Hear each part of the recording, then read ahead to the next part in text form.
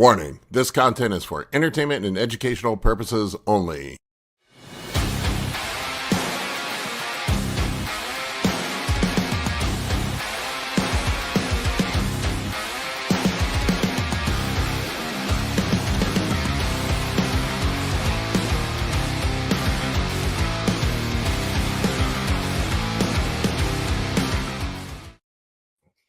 What's up, everybody? What's happening? Good morning. Happy It's New Year's resolution time. Yeah. Anybody got any good resolutions, or are we all over I doing those? fucking hate New Year's resolutions. I'm such a bah humbug guy when it comes to that. I'm like, dude, if you weren't doing it before, you're not going to start doing it now. Yeah. Not necessarily That's not always true. true, though. No, it's not necessarily true. I do get some people that resolve and actually stick to it. I don't know. I just I'm more of a grinder than a resolution guy. I'm like, if I'm gonna do something, I just kind of set forth and put a game plan together and stick to it. And I apologize today, folks, if I'm low energy. I'm got a cold and a little bit of a fever, so you're gonna get about 70% of my effort today. I'm doing the best I can. Yeah, no fun. Everybody's sick, it seems like, around the country. Yeah, I can always see the trends with my client check-ins. I get like, a bunch of my guys checking in saying they had the flu. Yeah. Talking New Year's, it's one thing I've always done. I don't do the resolution like a goal I want to accomplish, but I always had the habit. It was one big thing when I got sober was looking back and kind of like identifying one mistake or one thing. I don't want to say like regret, but something I definitely want to change that I picked up from last year. It could be a bad spending habit. It could be a bad, I don't know, a bad relationship I was carrying on with a friend or something like that. Something like that. Something small. Yeah, I do that too. I mean, I forget who it was. There was some motivational guru I used to follow. They called that taking inventory, where you go back through and you kind of take inventory of your life and look at things that you did well and things that you didn't do so well. It's not just it's all not all bad, not all good, but there's certainly things. But yeah, I do like to reflect on the year. And 2025 was a rough one for me. Yeah, we start the process probably a few weeks before the end of the year, but we always do kind of a year in, over and under. What did we do well? What could we do better? And then that goes into our planning for the next year, and then for your business, for the business, yeah. And then my first staff meeting of the month, January 5th, we lay out kind of our plans for the year, the new sales goals, and all that other good stuff. So this is kind of the same thing I do in my personal life too. It's like, okay, what did I do really well this year? What could I do better? And how am I going to improve on the actions that I'm already taking? Yeah, for sure. Yeah. 2025 I feel like was kind of a lost year for me. It was a weird one for me. You have those sometimes. I mean, it's not like I didn't move forward. I definitely grew my coaching business and been more active on social media and things like that. But there were a lot of bumps in the road. I had the finger infection. I almost lost my damn finger to MRSA. And then I had the shoulder surgery. And then I had the whole deal with somebody attacking me on social media for a couple months. That really was a battle. I think, I rode that battle out. YouTube shut you down? Yeah, YouTube, Instagram, Facebook, and TikTok all shut me down. I was able to get all of them back except for TikTok, which I don't really give a fuck about. Yeah. Never even been TikTok on. wouldn't let you back on? Nope. I'm permanently banned from TikTok. TikTok is funny because, for us, like with what I do for work, we'll post before and after pictures, and like TikTok won't let you show any, like, even hint of a breast. Like, even if it's, mostly covered, it passes all other social media. TikTok flags everything and takes it down like immediately. It's so weird. And there's literally kids doing cocaine on there. Yeah. Like, I don't understand the TikTok algorithm. Right. But God forbid I talk about testosterone. I think there's an exception for breastfeeding. So I don't know if that works into your business model, Amy, but that's an interesting thought. I never thought about that. We could get a baby, like a doll, right? Where just get a baby. Yeah. Oh my gosh, if that worked, it probably would. TikTok's that try it out. stupid. It Let's see, probably right? would. Well, Yeah. you can set up a paywall for the before and afters for people. Oh, I forgot to send Gonzalo the link for today.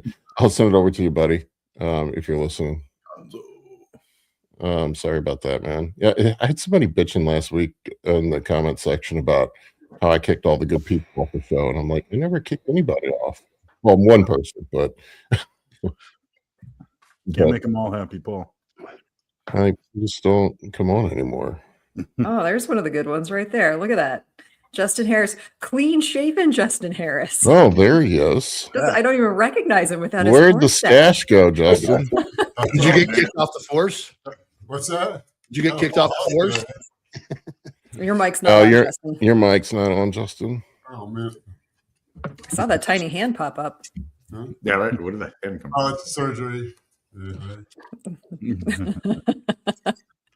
Oh my gosh, Um, Justin, we did our top 5 on our podcast just recently, and I'd forgotten that halfway through the year we were talking about your supplement line, and I brought up that you had like the world's biggest forearms, and that made like our producer's top clip of the year.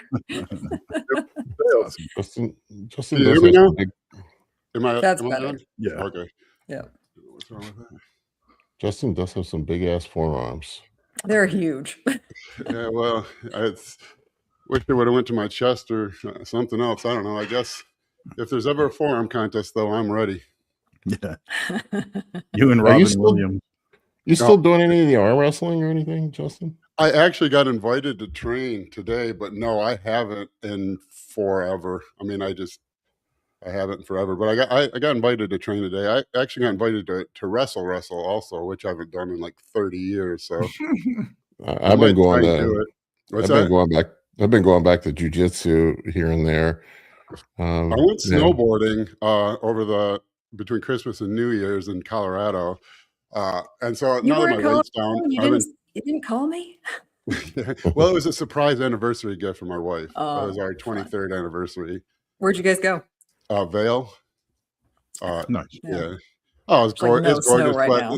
there's no snow. It was No only snow. nothing. Yeah, is the 30-year low. So I mean, they had like 10% of lifts open, but it was all fake snow. So it was just ice. You just went down sideways, hoping you didn't. Well, you're get used to anything that coming seen. from the East Coast. Yeah. Oh yeah. Oh, I was in heaven. Everyone out there was complaining. I was like, this is powder. What are you guys talking about?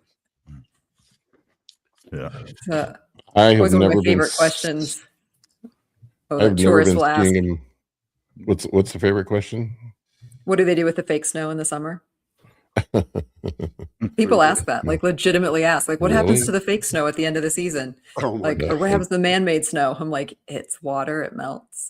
It melts. It's I not have- like You another say substance. something that better, like, well, they force it through a phase transition where it vaporizes. Give it a scientific answer. Like when people are like, Yeah. they put a petition together to ban hydrogen dioxide. What is it? Hydrogen. What is H2O? Hydrogen dioxide, right? Hydrogen dioxide. Yeah. When they go Yeah, hydrogen ban dioxide. hydrogen dioxide and everyone signs it, because you can say, how it's caustic, how it deteriorates things, how it ruins electronics, how the electrolytes in it will pull electricity and cause shorts and circuits. It's toxic to the body or whatever you want to do, and then everyone signs it. I start telling people it's PMMA. That's what that is. Yeah. Coming out of those guns on the ski hill. That's PMMA. Yeah. Just bolstering up our snowpack. It's if done properly, you won't know. Right? It looks just like regular snow. Yeah. Suck Smoothie wants to wrestle with you, Justin. He said, "I'm sure Justin gets DMs all the time wanting to wrestle." Have you guys ever had a full-on schmo invite? Anybody? Do I want to know what that is? Well, I'll tell you, I had one when I was young. I don't even know if I'd competed yet. I think I'd gone to the Olympia in 2003, and somehow I don't know who. I have no idea the guy's name. I don't want to even say too much. I'm sure it'd be embarrassing to him. It wasn't like it was oddly like. Oddly not. It was weirdly not weird. I don't even know how to describe it. Apparently he was some like executive in Chicago, CEO, and he just always, you know, I think he's like secretly gay, or maybe not. I think he wasn't gay, but he's always in control and he hates that. And he just and it was like, you know, I said no, but it started with like, he was going to give me $500 per hour or something. I was like, I'm married, you know, like, no. And then it was like, I can't remember, it was some amount per week, you know, and I was like, and then he's like, well, it eventually got to he'll fund my bodybuilding career, you know, pay for all my gear, a weekly stipend. And then I went to my wife and I was like, man, he said, my penis gets touched, not his. It sounds like a win to me. No, I mean, but it was just really weird because it, you know, like it was so early in my career that I didn't even really know the whole schmo thing. And so I wasn't able to properly like take it in and be like, oh man, this is crazy. I can't wait to tell people. I was more just like, what the fuck was that? But, you know, and then you get in the industry more and you learn about it more. And it seems like that's really died out. But it was really interesting because this dude was ready to fund my career like an idiot. I stuck to my guns and went and worked for everything. I've had The people username Suck very Smoothie similar. the username Suck Smoothie has a different meaning for me now. What were you saying, Dave? I was saying I've had the similar happen. I've had dudes reach out, been willing to pay for us to squish them, as they say. That's what it was. It was all like bear hug and leg scissors. It was all just like compressed. Like, you just want me to squeeze them. I'm like, I'm not like, that good of a squeezer, but yeah, it's like, what do you want me to? One guy was like, how bad do you think you could injure me? I'm like, pretty bad, dude. Like, I don't think that's exactly what you're looking for. Oh, he was stroking it for that. That's exactly what he wanted. You're supposed to say, oh, I don't know if I could hurt you. And he's like, man, fuck you. It's crazy. Yeah. All you got to do is just show up for a jiu-jitsu class. You can get squeezed all you want. Yeah. Everything. Yeah. You know, one thing I was going to quickly ask Justin, I've always was curious with arm wrestling, is it strength or is it totally technique? I mean, because it seems like small dudes, like in regular wrestling, if you know their technique, they got an advantage. It's just like powerlifting in that it's both. You know, you can get a guy like Jamal, you know, with his sumo deadlift, or you know, so it's like he goes by, if anyone wants to follow him, Tug Lord on Instagram, Roger Canningham or Dave Shea are two Michigan arm wrestlers who are both like top 5 in their weight class in the country. And Lanningham he's like 6'4", he wrestles 220. I don't know if he even weighs 200 pounds. Very long, but it's like a remarkable leverages and he knows how to do it. So it's not like arm wrestling isn't side like this. It's kind of the opposite of bodybuilding because it's pronation, not supination. So you're always going like this and you're trying to kind of go like this. I mean, there's lots of different things, but primarily because if you get like that, you're on his fingertips and he has no leverage. And so you're actually trying to pull back and almost away rather than like this. Because if you get like this, then he's out of leverage and now you're kind of in a sumo deadlift and that's what you can pull over. So it's really it's a combo. I mean, because you got a guy like, you know, you guys know about Smaev, right? The Russian dude. Yeah. He arm wrestles. Yeah. Right. And Denis Simplikov, who's his buddy, who's also Russian, who's got even bigger hands than Smaev, was a world champion arm wrestler who was primarily pure strength. He's clearly has acromegaly. I would assume he's loaded up GH on top of that. Enormous hands. And so his leverage was in such a power move that he could just kind of get stuck there, but it was really one-dimensional. But yeah, it's kind of a combo of both. If you get a guy who's like Levon Sanskirli can one-arm dumbbell curl like 300 pounds. I mean, it's absurd. You know, like when you have that kind of strength, techniques only matters against about 3 people on earth. But even then, you know, it's still a combo. No. Yeah, that's crazy. That sounds like it's a little bit of a race too. First one to get your hand opened up. Oh, that's the whole sport. The whole sport is getting set up. And that's the part I hate about it, because I just want, like, lock me into some rules and let's compete. I don't want to spend 10 minutes before the match starts jockeying for position to see who can get the other person in a shitty position, who can get away with the most on the refs. And if you watch like AWL, like the big global events that are on pay-per-view, it's just like bodybuilding. It's a weird little niche sport that, you know, like if you're in it, you know all about it. If you're not, you don't. But like before a big event there, because I do best of 5 for the world championships, it might be 10 minutes of locking up and fighting, and that part I hate, because it's like just put me in a grip. Let's see if I can beat you. And so I'm really bad about that, and that I won't, if a guy's really being a dick and really working for some cheating position, I'll just let him take it. We're in practice. Usually you can still beat most guys, because most people, even in arm wrestling, they're like construction workers, really strong forearms, but they're not strength athletes. So you can still overcome quite a bit most of the time. But yeah, that's the part I don't like. Yeah. That dude's hands are crazy, man. I was just looking him up. Yeah, look at Denis Simplikov too. Yeah. Yeah, big dude. Fun fact: in the as a child, I was a extra in the movie Over the Top. No kidding. Really? Were you guys ever on Get Big back in the day? Yeah. You remember Keith, the 500-pound dude that said he was supposed to be Bull Hurley, but Bridget Nielsen liked him too much, and so Sylvester Stallone said he had to be off the film. That's so I used to cry. Just the stories people would come up with. Oh my God, I miss the message board days, man. People were there were so many pathological liars, and then also, man, people were ruthless to each other. You couldn't get away with the shit now on social media. No, it was so easy to. I used to love it. I used to have troll accounts that would troll my real accounts on the boards, because it was just so fun. It was so free. You could do that. It's hard to do that now. It's like, if I wanted to troll myself on Instagram, I got to log out, log back in, 2-factor authorization. Back in the old days, you could just go on and just make up a whole world of people.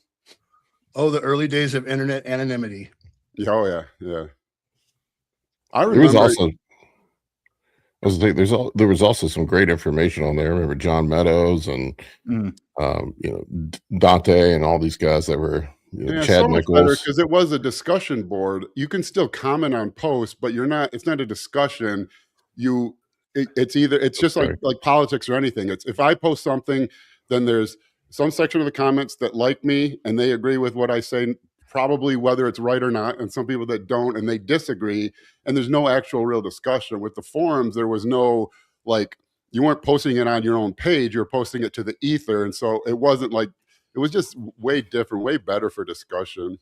Yeah, it definitely helped me learn how to sort through the BS. Like, just reading through forums, you got this characteristic, this trait that you didn't realize you were learning how to sort through people's BS. Yeah, and it was and so if you were someone who did that, you could report it, and that was the discussion. You don't get that at all anymore.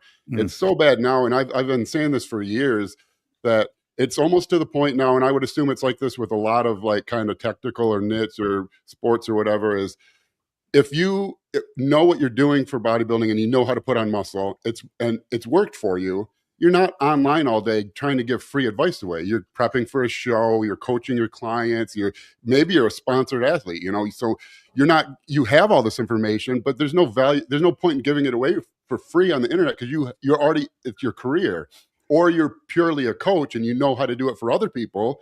And if you know how to do it for other people, it's a good commodity. It's an expensive commodity. So you're not going to give it away for free. So what are you left with? You're left with people who are coaches who aren't good enough to make changes on people, giving free information, or people telling you what they're doing and it's clearly not working for them. Yeah. And that's the information you get. Yeah, well said. Or people seeking validation of some sort. Yeah. There's that too. The whole ego factor. Yeah, the dogma part is rough too, because you'll see all the time people. What I used to do to fight this, when I was younger and people didn't know I was a prep coach, when someone would talk about prepping, I would act like I knew nothing, because then you would hear what they really wanted to say. If they thought you had read anything about the sport, they would say what the Weider magazines thought you wanted them to say, basically. I learned that really early on, and that's a big problem with the sport too, is people just, it's like they might veer off a little bit, like I do the protein thing every once in a while, like maybe we're taking too much protein, and everyone's like, no, stay on track, we're only allowed to say these things. Oh God, talk about bad information, man. Back in the day with the Weider magazines, oh my God, they just straight up made up things. It was just Ron Harris. I mean, Ron Harris had like 75 periodicals for 20 years almost. That when I had an article in Muscular Development, I don't know if I should say this. I had an article in Muscular Development, and when I was signed, I was asked if I wanted to write it or have it written.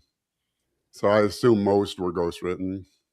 I don't remember who the hell it was. There was some old pro bodybuilder.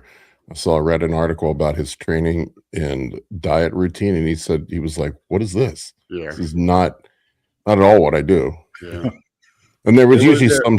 some shill for supplements in there too. yeah. Oh, for sure. Yeah, and if you owned, I mean, you own the media. It was just like global media until the internet came around. You own the media. You decided what was real, and that's so we're all experts in weeding through bad information because we were led into the fire at the start. If you were a magazine guy, you learned to sift through some quagmire.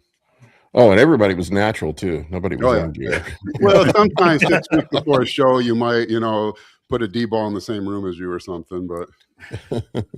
All these guys were natty. Nobody. It's funny. Like people get upset about the old guys talking about, underplaying the amount that they took, and I'm like, shit. They used to deny taking it at all.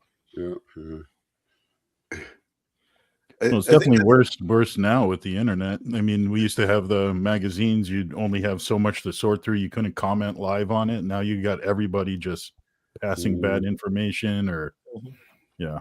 I had a The fake natties have gotten a lot better. yeah. The influencers, all of them, I think like everybody has done a good job as far as normalizing the discussion. So it's okay to talk about it now. And because I remember like even Kenny O was having a problem finding fake natty, because I remember at the Olympia he was going around trying to find all this fake natty discussion, right? Because that's what he does. And he was having a hard time with it. Everybody was admitting it now. Yeah. So it's like I think it's come a long way. But you're right. Like back in the days, nobody took anything. It was crazy. Yeah, it's really silly. It just if we could.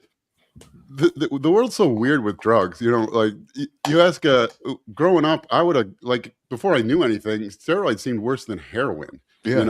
Like you mentioned, I don't know how they did that. Like the war on drugs was an abject failure for everything but sex hormones. You mentioned the sex hormone, and everyone's like, "Oh fuck, no. Let me take a bath in this heroin first." Yeah, you're absolutely right. I don't know. Yeah, I don't know. But even if it was just at the start, if it was just even presented properly as yes, these things do these things, but it's a separate thing. No, you don't get to just work harder and look like the guy doing it. The guy doing it gets to work harder and look the way he looks. It's like it's just like when everyone, because I remember thinking starting out too, like I'm not going to take it out. I'll just work harder. Maybe it'll take longer because you don't know that. If it was presented as no, there is a difference. There's A or B.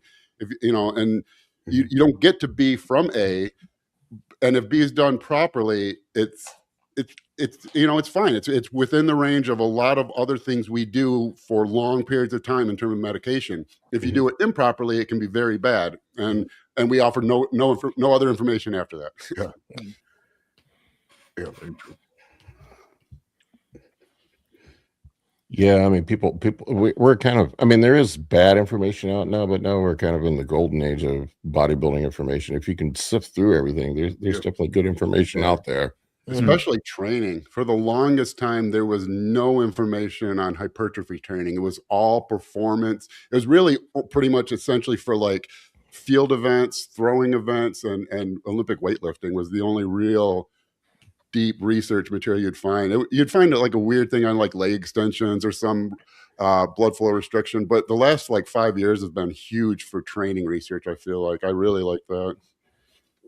I don't know if I agree with all of it, but if it's correct, then I'm the one who's wrong. So yeah, and the other thing I was gonna say, the other thing is that for whatever reason, I guess because it's more obvious, but bodybuilding was the problem child for the whole steroid analysis situation because it's obvious. But say cycling, those guys have been way worse than right? Anyone, I would guess Ryan or anyone here who's known as having some technical knowledge on gear has probably been asked to coach someone who needs to pass drug tests for their field or their sport, or so yeah, it's everywhere. Yeah. And I mean, from the performance and even recovery standpoint, I mean, how many athletes had careers past 40, 45 years old? In the Back 60s, then. how many did? In the 70s, how many now? Right. I mean, Yeah. You got what Phil Rivers coming back from retirement. Yeah. You got guys coming back into the college out of retirement and playing college ball. Have you seen some of that stuff with the NIL and the Although transfer? Oh, that's insane. Got like 32-year-old guys coming back. Although Phil, in fairness, doesn't look like he's been hitting the gym. He's not there. But he's not. His longevity isn't PED related.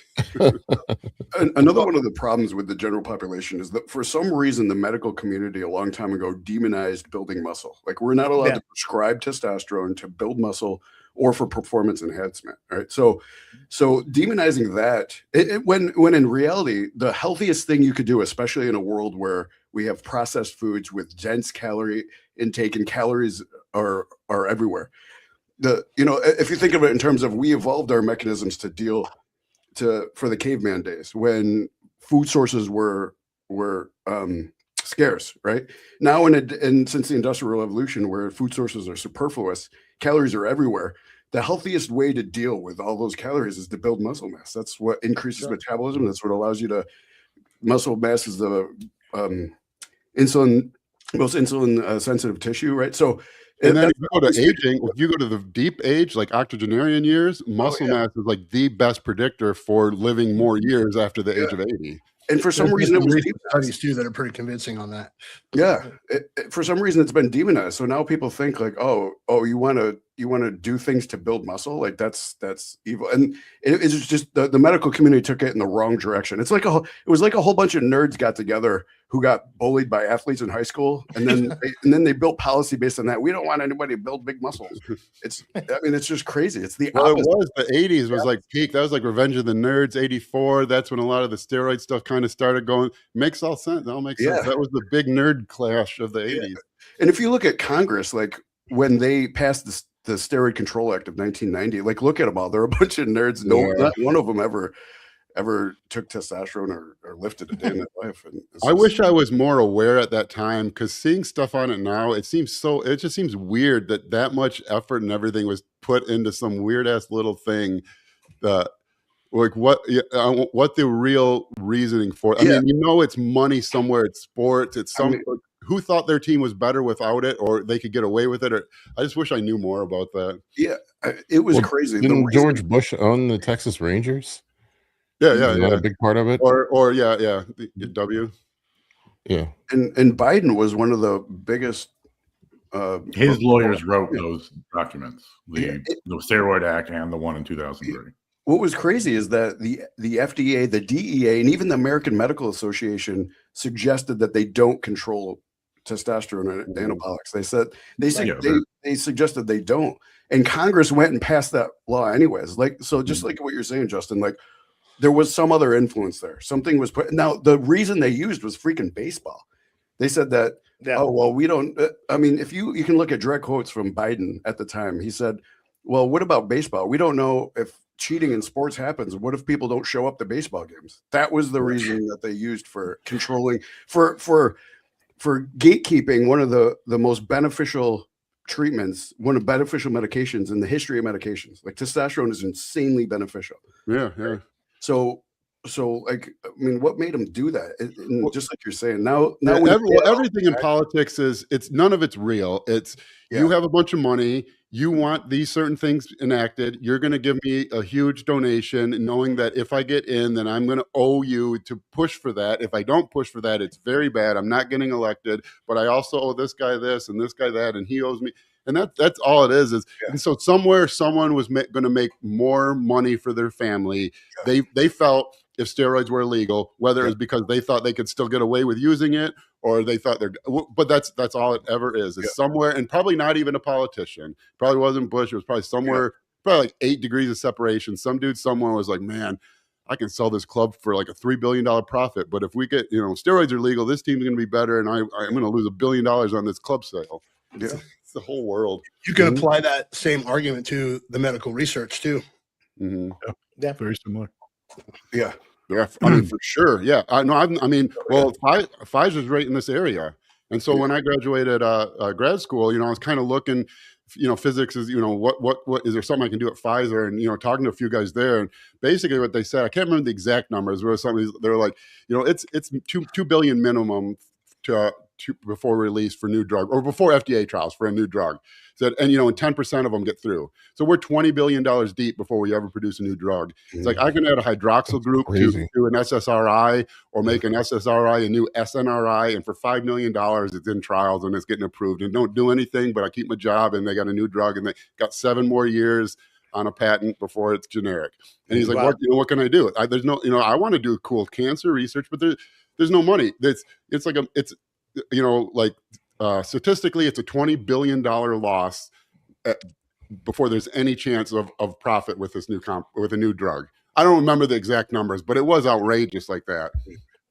They're most so the outrageous incentive structure, it's an incentive structure issue. Absolutely. Yeah, I mean, well, he's got to keep his job. So his boss has things he has, his boss has certain things, so they have to do that. His boss just wants to keep his job, and so his boss needs to do certain things. And then at some point, some finance guy is like, we need to hit these numbers in this quarter. He doesn't even know where the numbers are coming from, and that's how it all works. And there's no like medicine in it anymore. But that's what happens with, that's just with as soon as companies go public with anything and they're beholden to investors, then it's no longer, the company exists only for share value, and even more so because that's really largely how they generate profits. Even is share dilution, offer new shares off. So that's as soon as a company goes public, I feel like medical companies, I don't even know if they should go public in that way. It should almost be like a more general public where the public has stronger voting rights or something. But I didn't mean to get on a tangent like that. I'm sorry.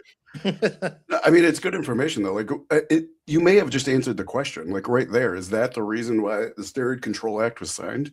Because, because the, androgens, I've seen it get people off of blood pressure medications. Oh, very good point. Very good. Yeah. Off of other depression medications, off of pain medications. I've just seen it get so many people off of all these medications that I mean, could that have been a reason? I mean, that would make the most sense to me, because you could picture theoretically, you just, like what could you, if testosterone wasn't an option, but you needed a patient's red blood cell count to increase, you needed their hormone levels to change, you needed to make, I don't know, menstruation impossible, whatever, if you can do it with testosterone, and then you start adding up the cost of all the other things you could have to combine to get basically the same result. And you do that across the board. I would, that sounds like the most plausible to me. Yeah. And then, how do you feel, Ryan, about this talk of the FDA taking testosterone off of the schedule? It's fantastic. It's exactly what is needed to happen. It's a massive step in the right direction. Marty Makary is just phenomenal for what he's doing. And if you go back into Marty Makary's history, he has a history of going against the rest of the medical community. He has that history, which is why this administration put him there, because they're going to kind of contradict the rest of the government. So he has a history of this, and it's exactly what we needed, like taking the black box warning off of women's HRT, taking the black box warning off of testosterone, now starting to push to reduce the restrictions. Now, even the recommendation to the DEA to take it off of the list, off of the controlled substance list, right? It's all a massive step in the right direction. Is there there's no research foundation? I'm sorry. There's no well-defined list of what's required for a substance to be controlled, right? Is there? Well, there's one rule: Congress has to pass the law. That's right. Yeah, is that all it is? Is that literally just that? That's literally it. They can there's a okay.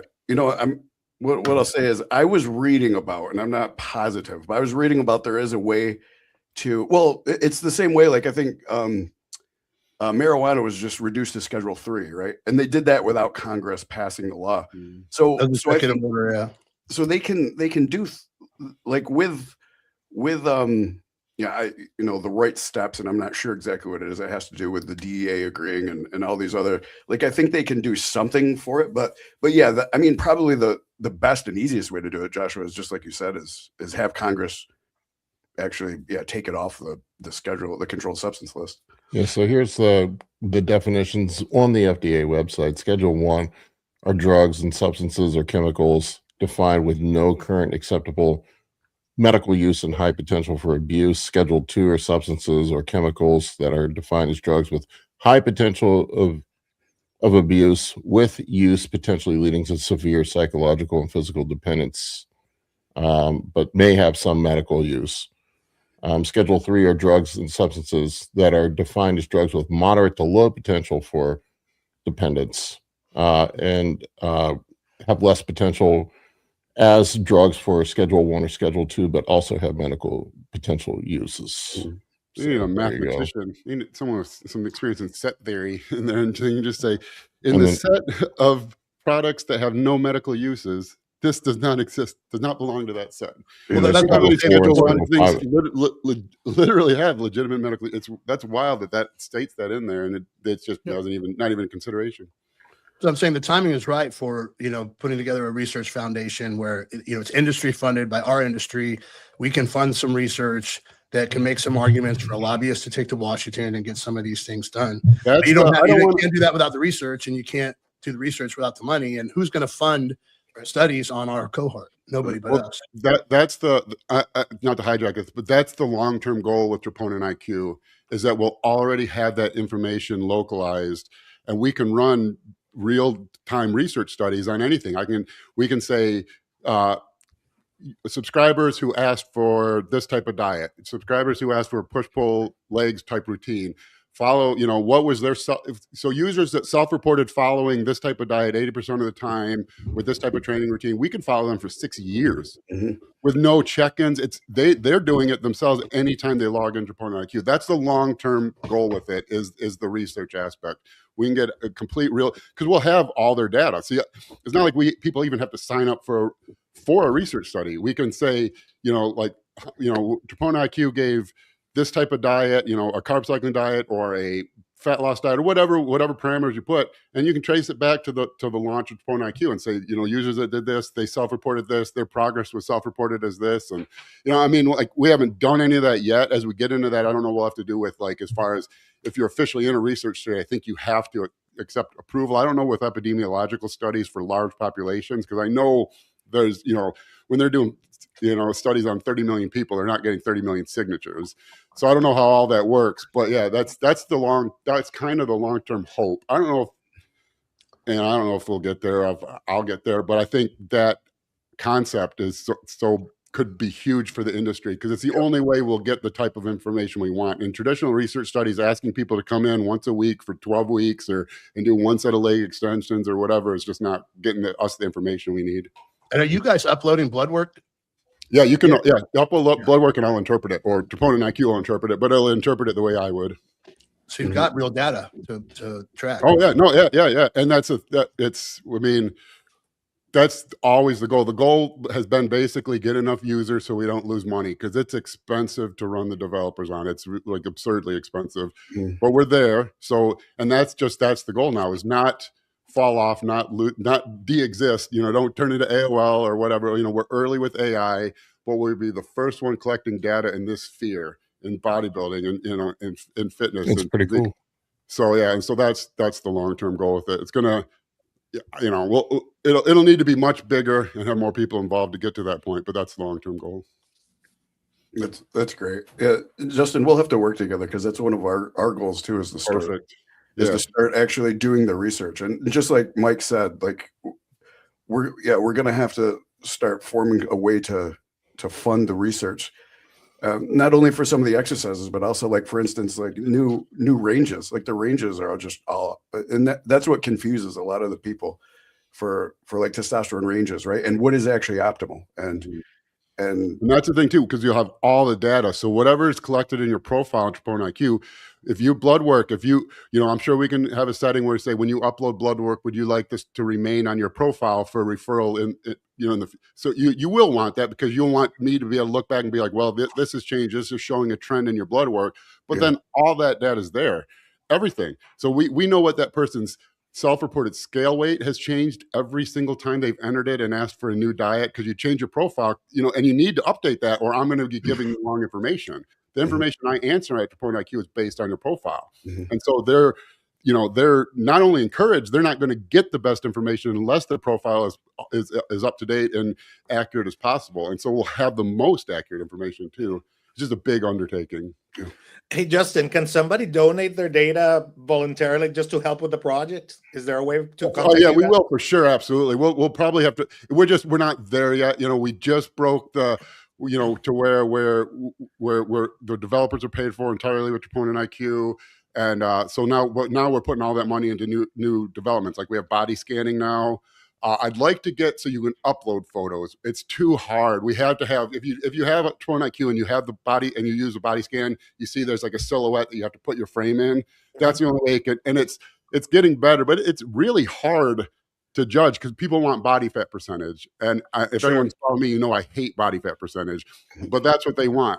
And it's hard because the computer's doing, it's like it's trying to calculate waist circumference to shoulder width, what it visually looks like. Is the lighting correct? Do we auto correct and force a lighting scheme? Do we force the black? And there's all these things, but yeah. Oh, me too. It's hard.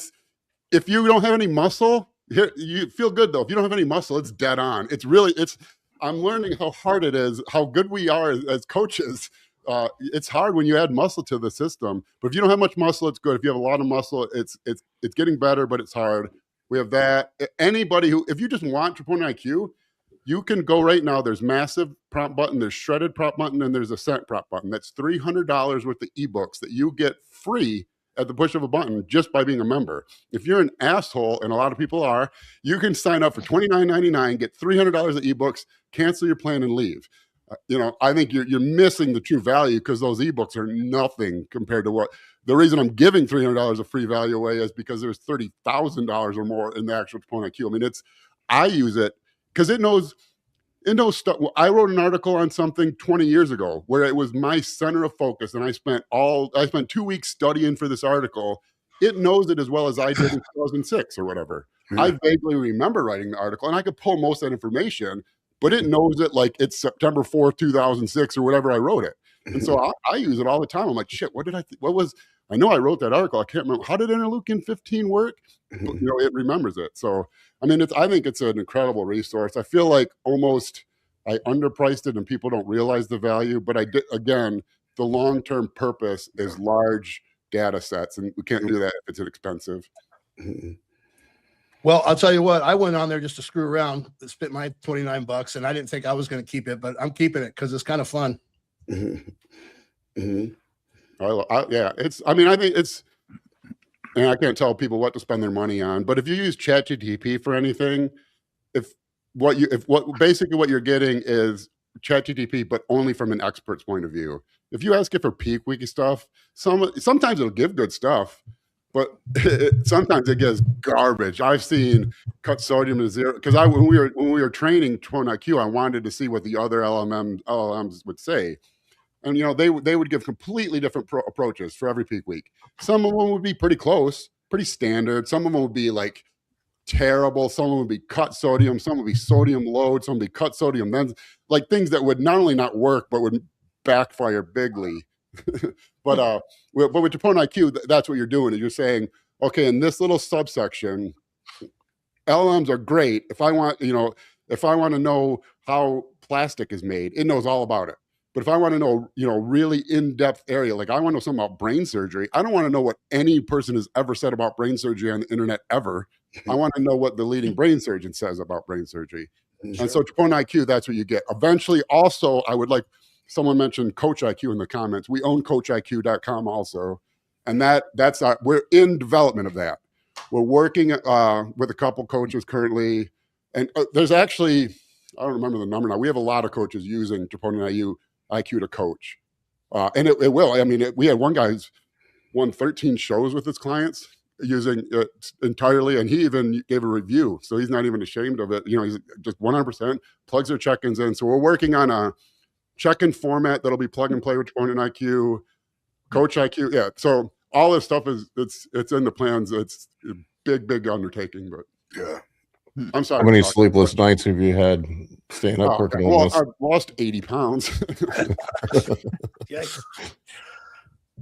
Well, I've You've been lost enough around it. influencing cannabis policy for the last 20 years, and I've raised a ton of money and hired lobbyists and all kinds of good stuff. So any of you guys need help, I want to team up on any of that. Just let me know. Anybody reach out to me, please. I mean, it's a whirlwind, and I don't know how far in the future that is, because we've got a really bunch of other stuff. We have some new supplements coming out, troponin supplements, so it's like crazy time. But please reach out to me. This is like my overarching, like my dream and goal in the sport was, I loved science, I loved learning, I loved bodybuilding. Is there a way we can finally like move bodybuilding more to that world? Because the way it's historically been is there's been bodybuilding dogma and bro science, which has been correct, and then real science, which has been correct, but way, way, way late and slow, and they haven't been able to meet. And the bro science guys are going to benefit when the real science, when we meet and we get actual science from the bros. Mm-hmm. We need to get steroids legalized. This whole thing you're talking about, Mike. This it's just ridiculous to me that they're still illegal. To me personally, as an adult who can keep myself alive or kill it's insane to me if I really stop and think about the fact that we all were like, you know what, I want this guy named Steve and that guy named Bob and that girl named Janet to decide what I'm allowed to put in my body and how much of that I'm allowed to put in my body. And if they think I shouldn't, they can put me in jail for wanting to. It's insane. We're adults. Yeah, this point in time though that we're in with AAS is reminds me a lot of cannabis around 2010, 2011, when we were just really getting some of the honest medical research out and just starting to debunk so much of the propaganda that started back in the 20s about cannabis. And now, like, nobody thinks cannabis is unhealthy. I don't think that there's a person in the world, but changing people's minds, it takes a generation, like literally. Sure. Yeah. You know what's crazy? You talk about research. We have 50, 60-year-old research that shows these things are perfectly usable and safe, and the research already exists. Yeah. Well, there's insane. You ever see some of the early doses that Russians and Eastern Bloc countries were using? It was like 400 D-ball a day. I mean, just like, you look at it and you think, if those guys have any food, lived for more than a week, there's nothing I'm going to do. Yeah, it's shocking. The research was all very positive and beneficial until the war on drugs, right? Like right around the late 80s is when all of the research was obviously biased and took it converged, right? The direction converged. There's this period, but like research in the 70s, 60s, it's all very positive and very beneficial on androgens. And then like it took this period. So just like what we're talking about, there was something that incentivized these scientists to write these very biased research articles on anabolic steroids from about the late 80s till about 2017. If you look at the new information, it's all positive again. So I can tell you what influenced it: grant money. Yeah. Right. Well, I mean, you look at the nutritional pyramid, very similar. Oh, there's no surprise that there was, like 11 to 15 servings of grains as the base of the pyramid. 2 boxes of cereal a day. Yep. To keep Think quicker for that. Yeah. Have you had your Fruit Loops, honey? You want to be healthy. It's healthier than eggs. Yeah. It just shocks me. Like literally, like you go and look at. I read there was a study that was out recently. It was the European Heart Association or whatever on deaths in professional bodybuilders, but it really was mostly cardiovascular stuff, largely preventable. But it's wild to me. Like if you go back, you actually go and look at, this is something that's, people consider benign, but if you look at deaths and hospital visits from Tylenol use, oh my God, yeah. Mm-hmm. Even water way exceeds anything with anabolic steroids. The bodybuilders stole all the NIC, so we couldn't save nobody. Yeah. That study actually had a lot of great data. And Paul, I saw your video on that, and it was great. Yeah, there was some good data, and there was clearly some bias. You just analyzed it incorrectly. So what I did is I went through and I used the research team, and we actually extracted a lot of the data. And then what the problem is, this is one of the big problems with all the studies on anabolic steroids, is most of them exist in case studies only. Like this really bad thing happened to this one guy, right? And therefore, that's what these things do. They cause kidney problems, they cause liver disease, they cause a sudden cardiac death. And then the studies are biased. But when we don't have a control, and that's the main problem. There's no long-term study on anabolic steroids with a control group. So what we did is we went and used the general population as a control group. So we found all of the data on the general population with the same, and normalized it for the same age group of these bodybuilders in that study that you're talking about, Paul. And the comparison is actually fascinating, and there's actually a lot of great data in there. You can find that among the amateur bodybuilders, that there's actually a 5 to 9 times reduction in all-cause mortality for the same age group with the general population. So a group of people, amateur bodybuilders, that are actually using these abusive, dangerous doses of anabolic steroids are having a very protective effect from bodybuilding lifestyle with high doses of anabolic steroids. And we have all the data extrapolated across amateurs, pros, and then the general population and all these subsets. I'll share it with you, Paul. That's interesting. Really interesting. It essentially would, if possible. Essentially what I extrapolated from it is that cardiovascular disease is the #1 risk factor, but that is for the general population anyway. Yeah, and so the amateur bodybuilders, the cardiovascular, and one of the manipulating factors they used is they only looked at sudden cardiac death, right, in that study. Yeah. And that's part of the problem. That's a very narrow death. It's this narrow thing. They didn't look at overall cardiac deaths, right? Atherosclerosis, but you're basically looking at sudden onset cardiac death of athletes, which is always going to be much higher. That's all they die of. Yeah, that's all they die of. You don't have atherosclerosis in a 45-year-old bodybuilder, right? You don't have just a generalized MI. You have only sudden cardiac death. You're exactly right. Isn't that like the leading cause of NCAA basketball players? It's something insane. Like there's like a weird thing where like if you're 19 and an athlete, you're most likely. Yeah, that's exactly right. And that's how they manipulate the data. So let's just look at all cardiac deaths of any kind of, whether it be an MI, whether it be atherosclerosis, whether it be whatever. And then when you extrapolate that data with the general population, amateur bodybuilders still have like a 5 times reduction in risk of cardiac death in the same age, normalized for the same age group, because they're working out and eating clean. Yeah, well, exactly. But you're actually right. The bodybuilding lifestyle is actually insanely protective, right? But even with the dangerous doses of anabolic steroids, what we're finding is that these anabolic steroids are much less dangerous than the medical community or the general public actually believes. What we do find is there is an increased risk of death in pros, right? In the pro population. Well, because they're doing crazy shit. And Paul, as you pointed out, though, in your video, a lot of these deaths occur right at peak week, right? There's other things besides just the dosages. There's duration.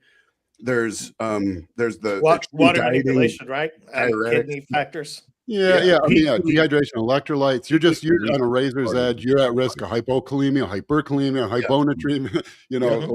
So there's all these other factors, and there's only a larger cardiac risk at the pro level, and with duration and doing it as long as they have to do it, they actually become a pro, and then more or less year round. Also, there's going to be less cruising at that level. Yeah. But when you look at, so now what we did is we looked at, all cause mortality for pro bodybuilders in the general population, and it's about the same. So pro bodybuilders do not die at a higher rate than the general population. They die more of cardiac deaths, but they don't die from anything else. Right? They don't die of liver disease. Yeah, and sudden cardiac deaths is what an athlete, if you consider, whether or not you consider, but you're doing the cause of sudden cardiac death is most often. Well, there's a number of things, but kind of the classic one would be you have an athlete's heart, a thickened septal wall that's maybe was already a little thick. Now it's thicker than it should be. Triggers an arrhythmia, and that's it for you. Yep. And that happens because of high intensity athletics, which is why the basketball player thing is that weird stat you see every once in a while. Right. Yeah. So, but the majority of the deaths I saw were around the show window. Yeah. Pre and post show. Yep. Post show seems to be where it was most dangerous. But pneumonia, heart failure, all that, because you are in heart failure after a show. If you have swollen ankles, you might not be in full term congestive heart failure, medically diagnosed, chronic, but the heart is failing to keep up with the circulatory demands of fluid excretion. and so you are in heart failure after a show, and that's partly. I always push the rebound, and I don't really ever mention not doing a rebound because for 99% of people, they'll never get big enough to that point. But there is a point, like once you get to that pro level size, you get to 240 on stage, 250 on stage, a rebound starts to become pretty risky. Yeah. But that study had a lot of the data was great. They just analyzed it incorrectly. If you analyze it properly using the general population as a control, it's just fascinating data. And it shows they that analyzed it the way they wanted it to show up. Exactly. This was like an well, they did amateur versus pro is what they did. But they focused on the sudden cardiac death, right? That was the focus. Right. And that narrow slit of where only an athlete is gonna have a problem. I mean, you could do the same thing with any sport. Go to football, go to basketball, go to skiing. Exactly. Oh, marathon runners. Look how many marathon runners die right after, at the finish line, drop dead. Especially the ultra ones, right? Like the more extreme, the more likely, you know. And the people that'll do, my wife did a 50 miler this summer, but the people that'll do that, they go into it basically with the idea of I'm finishing or I'm dying, like that. And so, you can imagine. I mean, that's their thought process. Yeah. To me, this once again comes down to the fundamental question: is it somebody else's job to protect me from myself? Right. Well, in what we see though is overall you're not protected. That's even worse. Yeah, if you trust someone to protect you from yourself, they're gonna be way worse at it than you are because they don't give a shit about you. Yeah, the data shows you're not protecting from anything. Even pro bodybuilders, the all-cause mortality is the same as the general population. You didn't protect them from anything. Well, I know this new law that's coming. Well, that they're trying to get passed, limiting access to peptides. That was their argument: is that the compounded peptides and gray market peptides were more dangerous and have higher health risks than the FDA managed ones. Perfect. Put a label on it, and me as an adult will decide whether I think that's too risky for myself or not. Are they doing anything about those gas station pills? Because that seems pretty dangerous, really. Yeah. I haven't heard of anybody dying from BPC 157. Well, that's the other thing too. Is like you say, the guy try to get a product into Amazon. We got to spend like $3,000 just to get every time. And if we produce with a new manufacturer, we got to spend $3,000 just to get prove that it has the ingredient. Motherfucker, it's carbs and protein. Like I don't benefit by putting anything else in it. But you got to. But then you go to get. So it's even then. It's like when you're trying to. But then you go to Amazon. I can buy illegal shit on Amazon without much difficulty with a quick search. My legal shit, I gotta pay out the ass for every product, and then I'm always at the threat of getting removed for some stupid GMP thing, or this isn't up to date, but I can go by whatever. I can buy fucking. That's wild. Yeah. All right, we've been rambling. Do we want to take some questions, Mike? If you're talking, we can't hear you. Yeah, you muted yourself. Mike. Oh, I just said any jackass can sell kratom at the mini mart, but perfect. Yeah, perfect example. That's a perfect example. Yeah. Yeah. All right, let's get some questions. We actually only have one question. We do have a comment. One question. We do have one comment. Yeah, we have a comment from Tanya, and I just thought this was worth bringing up, that it'll still be another decade before women stop being afraid of HRT because of cancer and blood clots. Yep. And this is so true. It's like, I mean, even talking to women on a daily basis, it's so ingrained in these women, especially right around the age of 50, the ones that are like 50-ish right now. I mean, they will die on the hill of HRT is going to kill them. Yeah. I just went through this conversation with my taking sister. conjugated estrogens for 40 years. Yeah. As birth control, right. Those same women were popping birth control like Tic Tacs for decades. I just had this conversation with my sister at Christmas. She's 50. She was complaining about, her menopause symptoms and how she's feeling awful and gaining weight and all this stuff. And I'm like, get on some HRT. And she's like, oh no, my doctor said that's dangerous. Because they don't keep up on the contemporary data and the contemporary information. Well, they don't keep up with anything, even with nutrition. They take a course in nutrition when they graduate school, and then if you're lucky, they'll do some kind of continued education, maybe. And it's well, it's specialized also. I mean, if you go to a GP, they have to know GP level information on everything. If you go to an orthopedic surgeon, so your GTP has to know everything. But if you go to a hormone specialist, they understand the hormone. That's the problem. Is if you went to someone who's works with someone who works with perimenopausal women specifically for hormonal treatment, they'll get a completely different response. Yeah, the problem now. I mean, like I had a patient just last week, whose labs came back in and her hemoglobin and hematocrit were very slightly elevated. Then she's like, oh, what? I'm on HRT, which she did not disclose, which is the big problem. Like she didn't tell us, which is fine. But she had a testosterone pellet put in October. So now, and I talked to her a lot about this, and the person prescribing her HRT is a spine surgeon who was selling her on all of this because he healed from his surgery really quickly. Like that's why she should be doing this.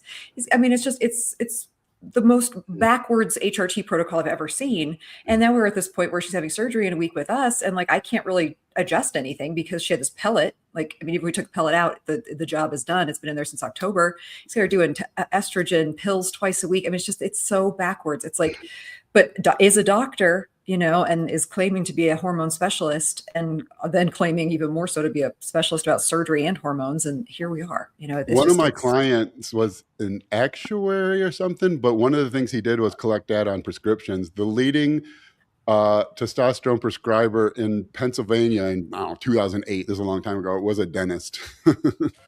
Wow. It's really funny. Mm-hmm. Yeah, there's an eye doctor here. Sorry. Yeah. No, there's an eye doctor here. He's an actual ophthalmologist who calls himself a plastic surgeon. And people will come in and say, "Oh no, I saw this plastic surgeon." I'm like, he's an eye doctor. Like they just hear doc. Like I'm not even kidding. And unfortunately, there's nothing that prevents him from saying that. Like I walk by his office all the time and I just shake my head. I'm like, eye doctor. For hormones, one of the major problems is that they don't teach about hormones to any of the specialties, not your endocrinologist, which is insidious because you expect your endocrinologist to understand your endocrine hormone, testosterone, and they don't, because they do not learn about it in medical school. So just like you're saying, Justin, you do have to go to a hormone specialist. Your endocrinologist isn't going to do it. Your urologist isn't going to do it. Your gynecologist for a female isn't going to do it. They don't understand it either. But unfortunately, you have to go to a clinic like mine because we're the only ones that actually research we actually understand and research hormones. Well, it's like anything. I mean, you have to look how do you view yourself? Do you view yourself as like a 20-year-old Honda Civic that you just want to keep running? If so, then you take it to Mr. Muffler when something goes wrong. If you really want to be like a high performance vehicle, you don't take your Lamborghini to Mr. Muffler. You go to a specialist, and we are far enough from the. If you're looking to use hormones and are serious about weight training and eat healthy, you are a far enough deviation from the norm that you're going to want a special. I mean, you should want one anyways. Yeah. If you're going to some specialized area of medicine, go to the guy who specializes in that area of medicine. It just seems crazy that that shouldn't be default. That's my point, Justin. Like these doctors present themselves as being specialists in areas that they are not. I mean, I think Tanya made a good point. The gynecologists are the worst. All they do is push birth control, which is true. But like you expect, and this is the situation with this spine doctor who's doing HRT. Like people say, it's like, wow, he's a spine doctor, a spine surgeon. I mean, that is the top of the surgical world, right? And he's saying he's an expert in these things. He's telling you he's an expert. And the person's like, oh yeah, for sure. Is a doctor, would never lie to me. Is a surgeon, even better. And is a hormone specialist because he told me he is. So it's really hard for the average person to like figure that out. Like, how do they know?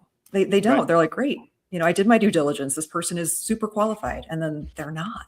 That's medicine.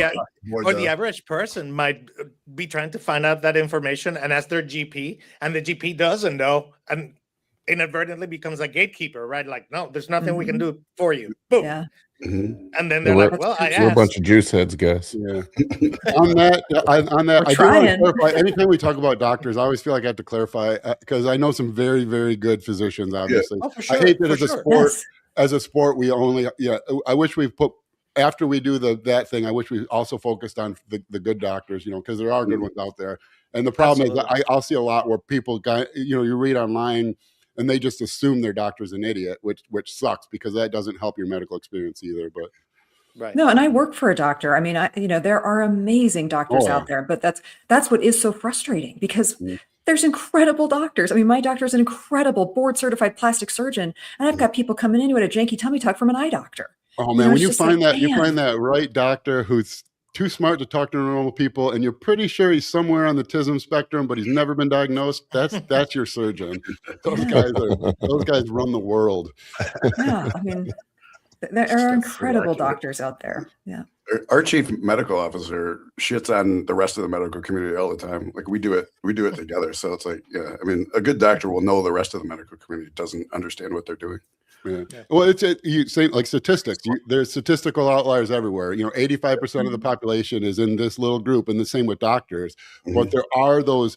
And I worked at Beaumont Hospital, which is a top 10 heart hospital, the largest inpatient hospital in the world, in the nation, world. I don't know, but it was a teaching hospital. Like when you meet a brilliant physician, you see they're operating on a different level. There's a doctor there, John Stevens, who ended up going to Cleveland Clinic. He was like his third career. He was only like 28, but he was like that. And when you just talk to the guy, it's like, wow, this is I don't think we have the same brain. I think you were born with something different. But if you find a doctor like that, those are why, as far as like plastic surgery, that's why you go to Hollywood, you see the celebrities, and that's why what is Kris Kardashian like 104 now? Yeah. Like there's She's had like 10 facelifts. Yeah, man, and they're good. I'm not going to fault it, man. If I could look like her, I would. And what's the staple of one of those doctors you're talking about, Justin, is that they don't follow what the rest of the medical community. Exactly. Yep. Yeah.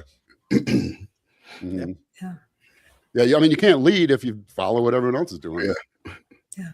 There are a couple of really good podcasts too that are focused, that are doctors that are bodybuilders.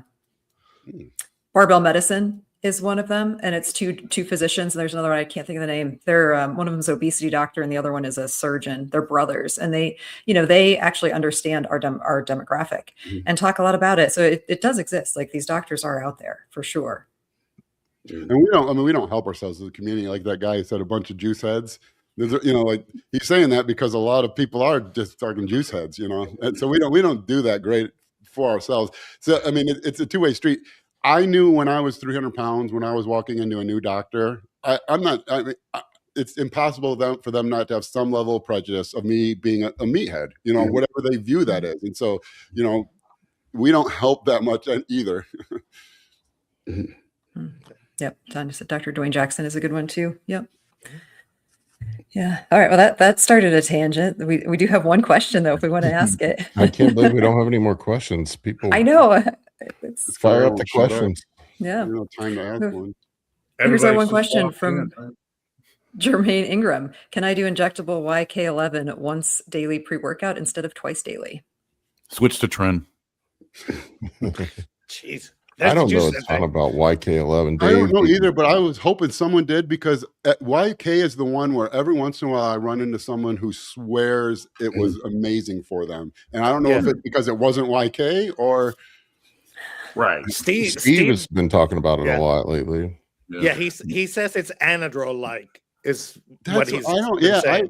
I would say probably 10 or 11 times over the years I've had a client insist it's that strong. Dave, do you know much about it? Yeah. I mean, I've tried it.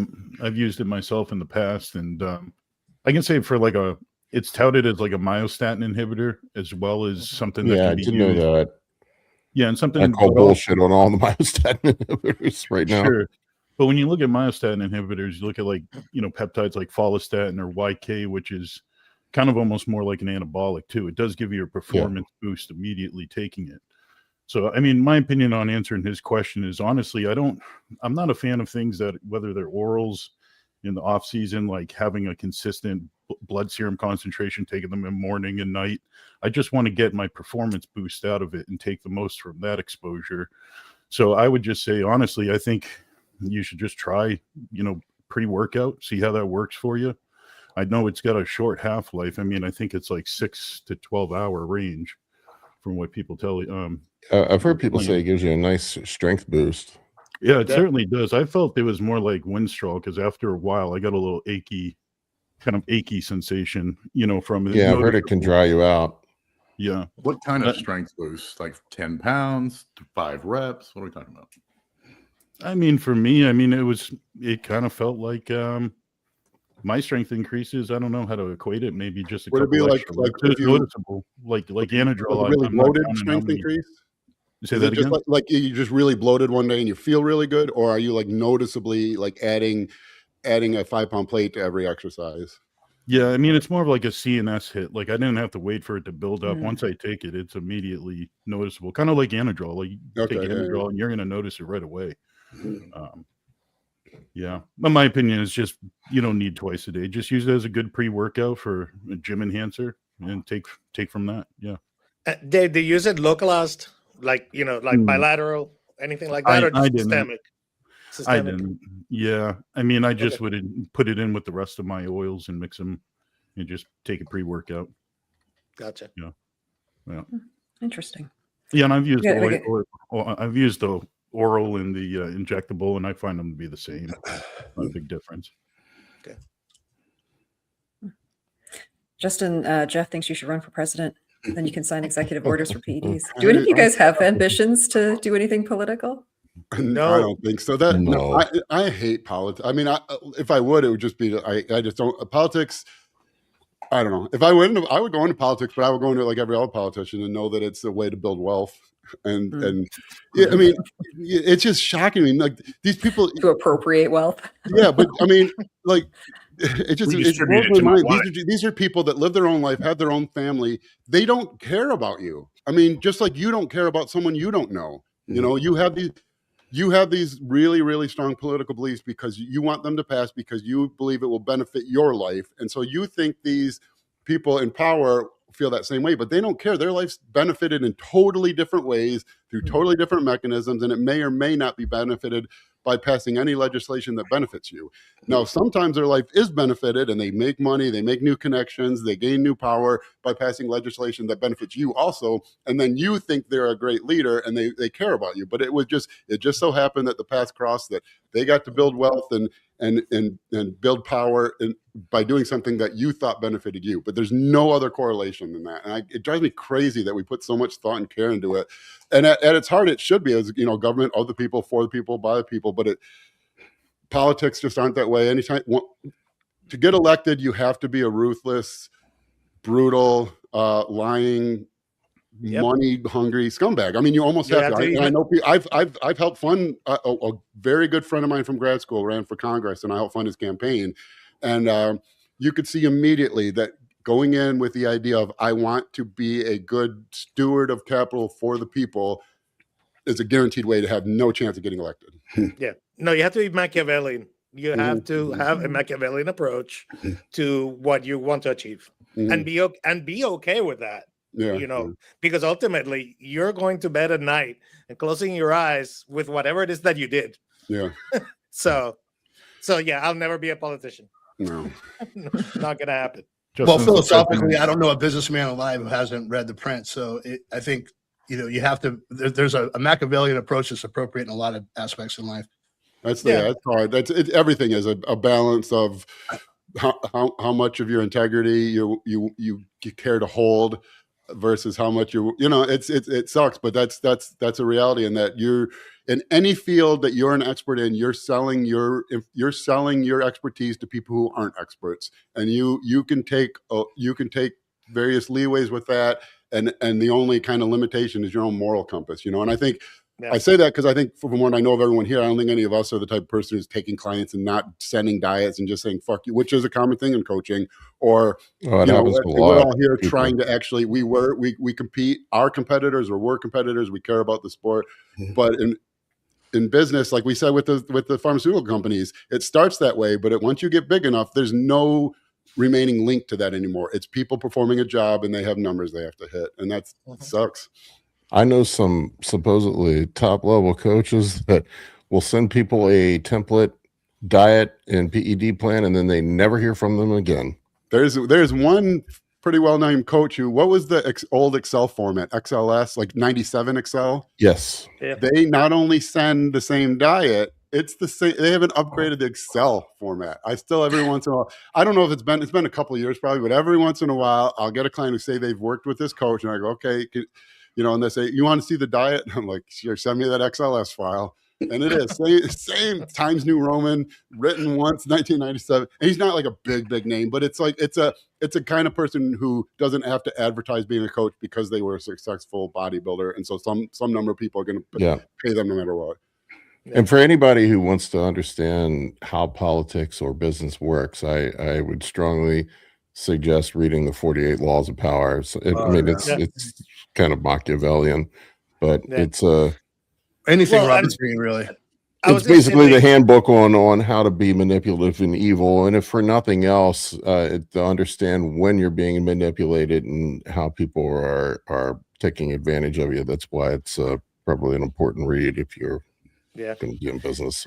And there's definitely a fine balance between being ruthlessly efficient versus actively evil, or unethical. There's definitely a window, there's a spectrum there for sure.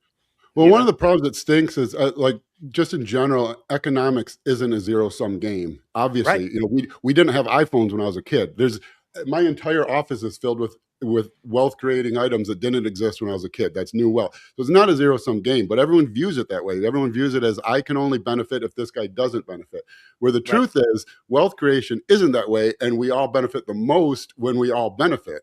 And Warren Buffett's had that view. He had a real, maybe it's him or it might have been Munger, but said one time, said, if the crooks in business realized how much money there was to be made by just doing the right thing and making good connections, he said there would be so many less crooks. He said because all his money comes from making smart moves, being a good guy, not screwing people over. You do that for 60 years. By year 60, everyone knows you as a safe harbor to invest capital in, to give information to. And where, you got these flash in the pan, 100 millionaires who come and go in a 5-year period. And 100 million is obviously insane, but like the true real wealth is built from that not zero sum game mentality. Yeah. A lot of people don't realize that a lot of the things that they now have used to be said 10 years ago, things for the rich and privileged, cell phones. Oh, we all live better than a king from the 1500s. Oh, absolutely. Absolutely. Like King Louis XIV would kill to have a studio apartment in New York City. Yeah.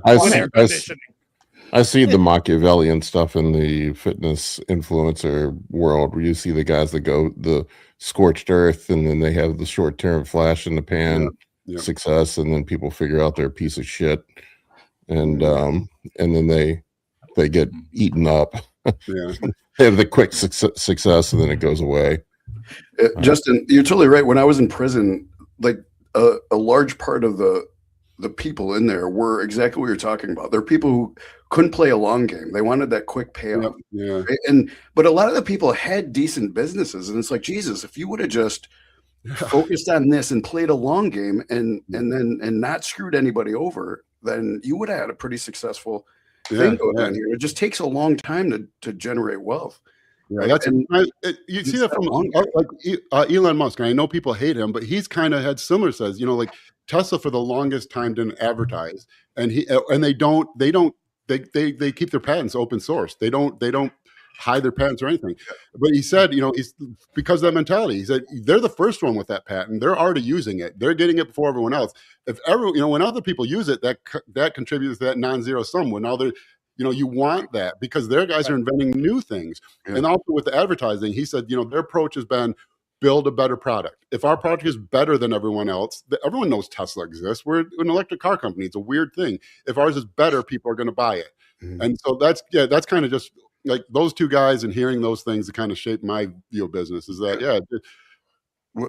there's always short-term benefit to screwing people over, but conversely, there's always long-term benefit to not screwing people over, and long term always wins in the end, obviously. The long game. I read Musk's biography, and one thing you learn about Musk's history is don't bet against him. Yeah. Well, he's intriguing because of the risk thing. Like Peter Thiel says, I legitimately don't think he understands the word, and I think about that all the time because. One of the things I do all the time is I'll be driving somewhere and I'll look and you pass every car filled with people and all those people and like how many of those people failed at their dream? None of them chased it because we're always afraid of failing. And then you think all the time, like it's actually like to completely abject fail, like bankruptcy, lose everything. I think Paul, you had a rough time, right? But yeah, I went completely bankrupt, lost everything. Yeah, but Paul's back killing it right now. Anybody who knows what Paul's doing knows Paul's not hurting right now. So, but that's the thing. So medical school bills haven't started.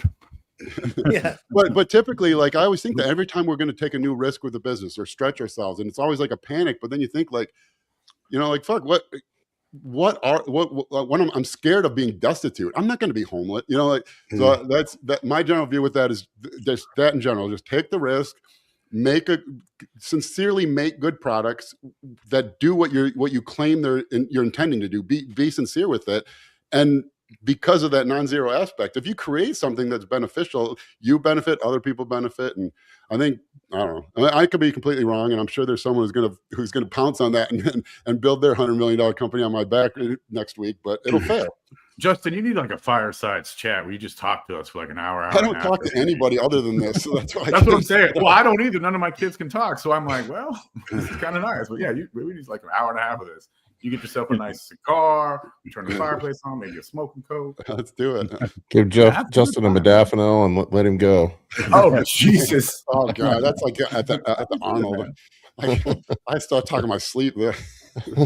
Oh, that brings up a question, Justin. Are you going to have a booth at the Arnold this year? Yeah, we have 1944. We're by the powerlifters. It's 30 feet. Last year, I didn't like our colors. I'm trying to redesign the booth, which sucks because they're so goddamn expensive. But hopefully we'll have gold arches, not McDonald's gold arches, Proponent arches, and a big T above our booth so you can see us. But we'll be on the end of the strongman. All right, cool. I'll have to come hang out. I didn't get a booth this year. Yeah, anyone, please come hang out. Those things are exhausting, and especially if you know me and you're knowledgeable about sport, because all you do all day is people come up and they ask questions, and it's really you want to answer their questions. It's not even just about supplements. Most of it's just about eating or nutrition or training, or they're just there. This is like their first time in a big event. Because I remember going to my first expo. I had never seen a bodybuilder in person. I had never seen a bodybuilder in motion, only in the magazines. And so I was that. I asked everybody every question. I went up to every, you go to like American Bodybuilding. I'm asking this guy who's sponsored, who probably doesn't even know how to spell protein. I'm asking, but those are what those people do there. So please come to the booth and work and talk to people. Yeah. I'm going to have to start doing check-ins with Justin so I actually look like a bodybuilder when I get there. Paul, you're the best friend. You just pay. Yeah. I'm like 270 right now. You look big, dude. I mean, I haven't been on in a couple of weeks, so you put on some size. Yeah, it's called holiday eating. Not following a diet. I am getting strong again, though. My strength is coming back from this shoulder surgery pretty quick. It's coming back pretty quick, but yeah, I need to dial in the diet. Diet's been a little sloppy. Press that, bro.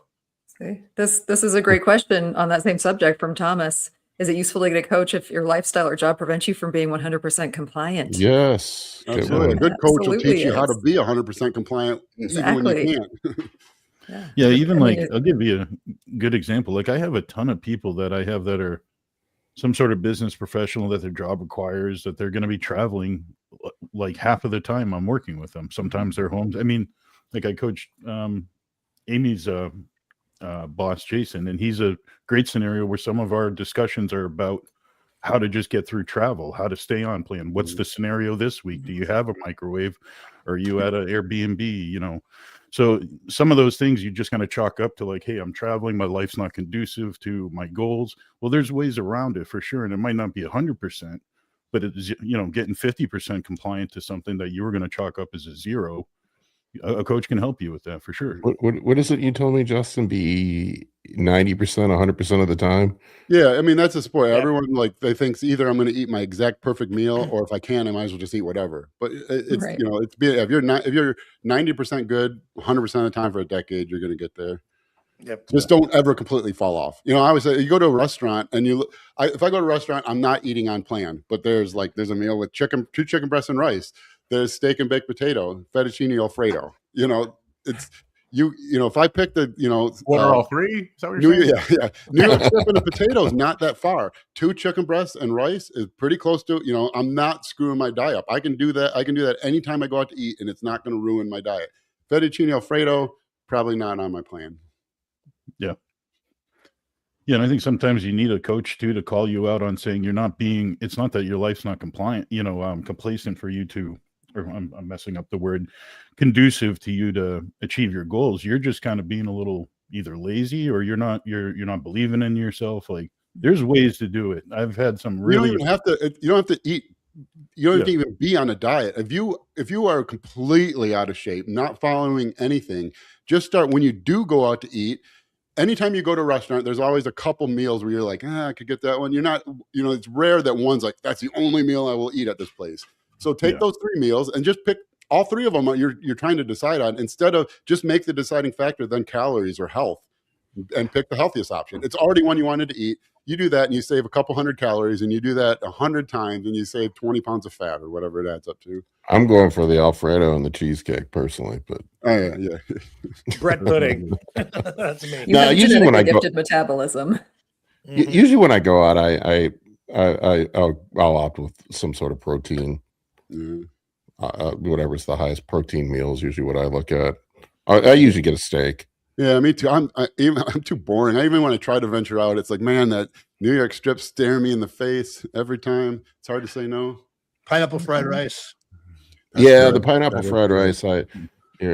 There's a Thai restaurant by my place. I'll have them do double protein in it, but I get the pineapple fried rice. That was I don't know if it's just my luck also, but there's a couple Thai places in the area, and it's like they like bodybuilders. I don't know, but they've been very helpful. Both of them will cook food without oil, will cook chicken by the ounce for me, steak by the ounce. It's usually round or flank, and then steamed rice in volume. And most places, any place like that usually will. One of my former clients, he's a recreational bodybuilder, I would say, but he owns a great Thai restaurant here locally, Sense of Thai, if you're in Northern Virginia. Great place. His food's really good, and that I go there. But he told me they don't put a lot of oil in their stuff, so it was delicious. They usually Thai do pretty food's fresh good. stuff too. Most Thai places I've always gone to are wicked fresh and So good. Yeah, clean- so good. clean- That food's amazing. Yeah, the good thing about that Thai food place by Paul is that they'll give you a big tablespoon. You can actually get stuff in at a reasonable rate. Ross is the man, though. I love Ross. Ross was a former client of mine. All right. Anything else we want to touch on before we finish this up? We actually Go got ahead. one more question that came in. Yeah, This let's is do from it. CQB Silverback. When it comes to TRT, I had my levels tested and they're on the low end of normal. My primary doctor doesn't want to prescribe. Should I follow the advice or get a second opinion? There you go, Ryan. First That's, asking. that's in your wheelhouse. Go for it. How are you feeling? Hormones for me, code Joshua. If you're asking, should I get a second opinion? Always, Sure You've already answer. answered your question. always get a second opinion. So here's one of the major problems, especially with people who don't understand, is the ranges. The ranges are completely misunderstood and completely arbitrary. So just a quick synopsis of how the ranges came to be. There was no research done to show, yes, inside this range is where you're optimal, where all the biochemical reactions are happening properly. And inside this range is where, again, the biochemical reactions are happening properly, and anything outside the range is dangerous. That's not where they come from. It comes from 4 studies, and they had to resolve these 4 studies. And they ended up just kind of finding an average and taking some standard deviations, a statistical equation, no science, statistical equation to find standard deviations outside an average. And a lot of these people in the study did have some obesity. There was some reasons why they wouldn't have optimal hormones. So again, what we find in the field, what we find from a lot of data is the most consistent benefits come from levels that exceed this normal range. So again, one of the problems is this range. The range system it's not created for people being optimal.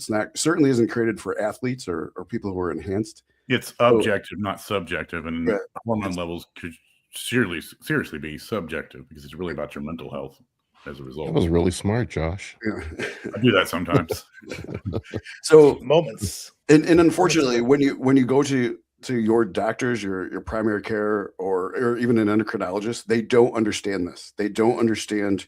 They were not taught this in medical school. It is not in their curriculum, so they just don't understand it.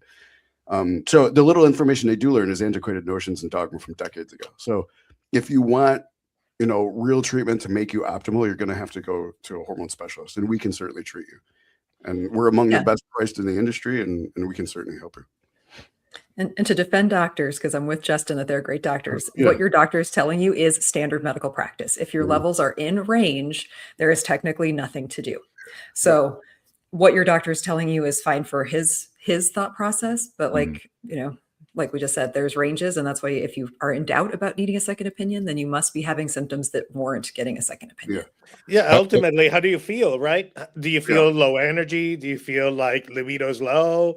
Are you having trouble, I don't know, losing weight, building muscle, all these things? Try the Adam survey online and see how you come out on that, because it's part of one of the subjective ways we'd want to look at that. Yeah. I swear to God, I do a consult call at least once a week with some dude where his doctors told him a 300 testosterone level is normal. Yeah. It's crazy. So it could be normal, but we find that one of the problems is there's been no study done to show like an optimal range where the biochemical reactions are actually happening properly and where you're not at risk for like cardiovascular disease or metabolic disorder. What we find when you extrapolate range is, Ryan? What's that? You know what my optimal range is? Yeah. When it says greater than 1500, whatever the top end of the measurable. But on the terminology, actually, do they call it an optimal range? No, because if it's a statistical norm, they call it the normal range, but it's not normal. What we find when you actually extrapolate the data from multiple studies, because again, no one study has ever shown this, that anyone in the middle or lower quartiles is actually starting to suffer the symptoms of low testosterone. You're starting metabolic disorder, such as prediabetes, diabetes, and weight gain.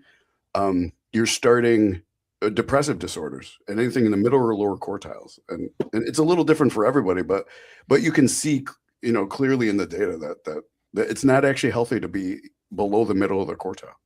Yeah, hormone replacement is like one of your best bulwarks against like high cholesterol, obesity, aging related matters. Yeah, any metabolic disorder. Yeah, but the whole metabolic syndrome that's going to wipe out a lot of people. People just need to start saying no.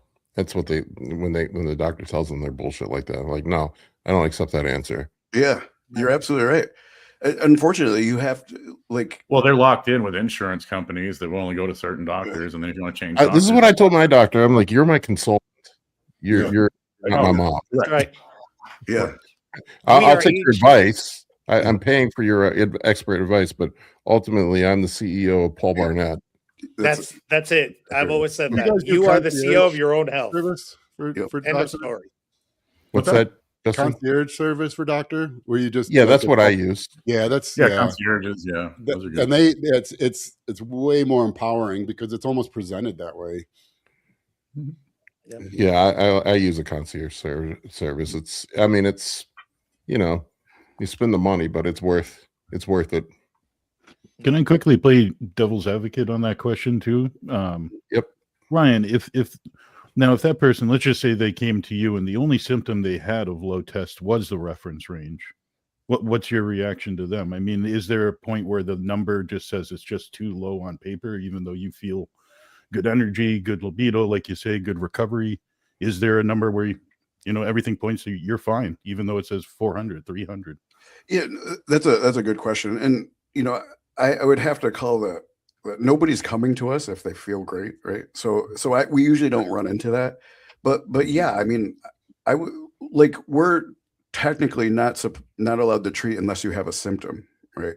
So we have like these questionnaires and everything that pull out symptoms of low testosterone, and if you don't have any of those, if you say no, I don't have any of these symptoms, then technically we're not supposed to treat.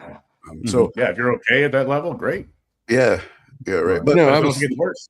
Nobody's coming to us who feels great and is just like, hey, I feel great, but the person they just want to pay $200. I'm feeling fantastic. How are you?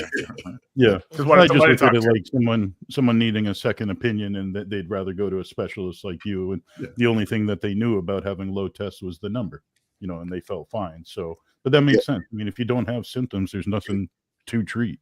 Yeah. Yeah, he wouldn't have gotten stuff tested about GP. He wasn't worried about it. Go ahead, Joel.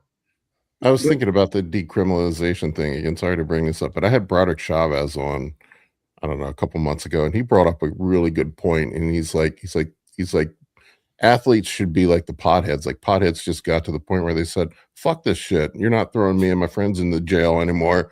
Right. Or taking steroids. It's like if all or taking or smoking weed. He said if all the athletes just got together and said, "I'm not doing your drug tests anymore." Yeah. We can beat up these nerds. Yeah. Yeah, They I'm can not. shit on the NFL. The NFL did that, didn't they? The NFL is very limited testing, right? The No, NFL you testing is a joke. Yeah. Yeah, it's a joke. Are we the only sport where we actually polygraph our natural athletes? Probably. We're not All the other sport sports have that all doesn't natural pick up athletes. as What are well. you talking about?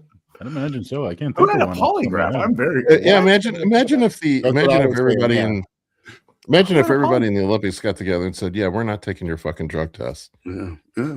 Yeah. Well, You they would say, I might "Joke's watch on the you. Olympics. We don't read them." That's kind of how the Berlin Wall fell. Jokes on you. We throw those right in the trash. Yeah. Anybody We who ain't thinks paying that the, money, we'll trust you.